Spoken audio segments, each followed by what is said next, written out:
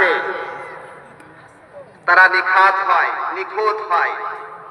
আল্লাহ তাবারক ওয়া তাআলা তাদের আত্মাকে সম্বোধন করে বলেন, ইয়া আইয়াতুহান নাফসুল মুতমাইন্না, হে রোজাদারেরা, তোমরা পবিত্র ফেরেশতাগণদের মতো তোমরা স্বভাব আচরণ তাদের মতন তোমরা নিজেদের প্রবৃত্তিকে সংশোধন করেছো, আত্মশুদ্ধি করেছো, তোমরা তাদের সঙ্গে শামিল হও আর জান্নাতে প্রবেশ করো। আজকে এই জান্নাতের সুসংবাদ আমরা সম্মানীয় ইমামদের কয়েক জুমা পর্যন্ত এবং তালিমের কিতাবে তালিমের হালকাতে বসে বসে অনেক কথা শুনেছি পবিত্র মাহে রমজানের ফজিলত।